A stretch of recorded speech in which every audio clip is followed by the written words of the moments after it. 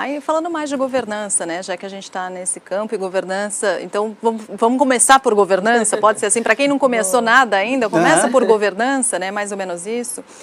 Ontem a gente teve um amplo fórum já aqui, mas falando muito sobre o varejo, né, sobre a relação do consumidor, do novo consumidor mais exigente, o que já rejeita empresas que não têm essas boas práticas ambientais, sociais e de governança, o quanto o consumidor já enxerga essas empresas na hora de consumir, mas eu queria falar, e aí faltou a gente falar, porque eu ouvi de todos eles, puxa, não deu tempo de a gente falar da pauta anticorrupção dentro das empresas e que tem sido muito discutida dentro das empresas, o que eu achei muito interessante, porque quando a gente fala em linhas gerais sobre corrupção, né, as pessoas acham que é uma questão política, que envolve o poder público, que envolve governos, política, e definitivamente não é, né? Não é isso. A pauta anticorrupção também está dentro das empresas e a gente sabe como a corrupção pode prejudicar muito a saúde financeira de uma empresa, mas mais do que isso, ela machuca uma marca, talvez de maneira irreversível, Davis? Sim, eu acho que irreversível, porque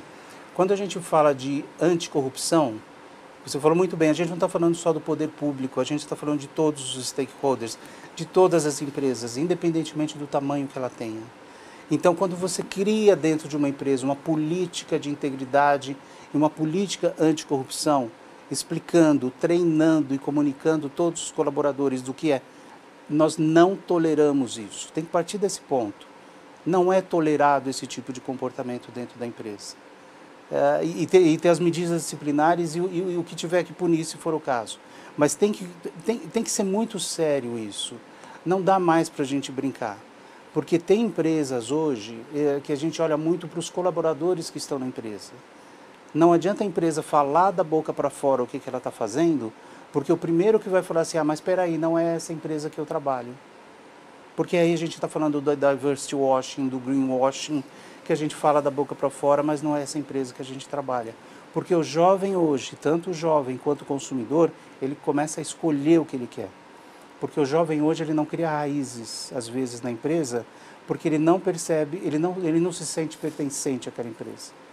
Então é muito importante que tudo isso funcione muito bem.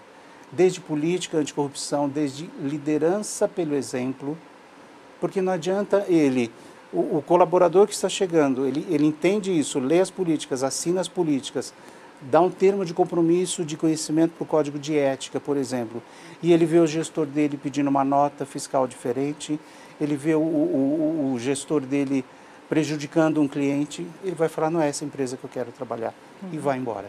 Eu acho que agregado a isso, a gente tem que falar que as empresas têm que ser anticorrupção, tem que ser antirracista, tem que ser anti-misoginia, tem que ser anti-LGBTQIA+, fobia, porque a gente realmente tem que ter esse posicionamento. E eu acho que o ESG também vem para diminuir um pouco esses silos dessas discussões dentro da empresa, porque eu que estou há muito tempo no impacto social, tinha muito essa sensação de que eu ia conversar com as pessoas, era meio, não, isso não é comigo, isso é ali com aquela área, que era meio a área apêndice da empresa, que era a área social.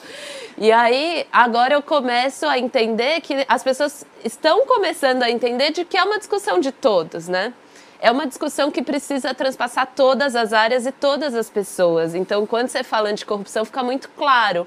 Mas e quando a gente fala de preconceito, quando a gente fala de exclusão, quando a gente fala de falas diárias de opressão racista que as pessoas passam dentro de empresas que não são diversas ainda, de questões de misoginia, né, que a gente infelizmente vê na nossa política claramente, abertamente. Então, acho que essa pauta ganhando espaço como esse, né, da gente estar aqui num espaço importante de fala, a gente tem que levantar essas bandeiras que são de todos, todas e todes e que não podem mais calar e que não podem mais ser considerada deles, né? É de nós. Não é porque eu sou uma mulher branca, sem deficiência, cisgênero, que eu não me importo com essa luta. Essa luta é de todos. E até dentro dos meus privilégios, da minha branquitude, é um lugar de importância de posicionamento. E isso precisa acontecer com todo mundo. E os jovens estão prestando atenção nisso, né? Sim. Por isso que a gente está vendo essa mudança. Eles escolhem. Como o consumidor também escolhe. quando a gente começava a falar de sustentabilidade no passado, porque eu sou da época do triple bottom line, eu sou da época da década de 1990, quando a gente falava o triple bottom line, que nada mais é do que o ESG hoje, só que muito mais consistente, mais avançado, com mais obrigações, com mais cobranças, etc. Então eu sou daquela época que a gente falava disso, quer dizer, de sustentabilidade, porque o ESG nada mais é do que de você falar de sustentabilidade corporativa.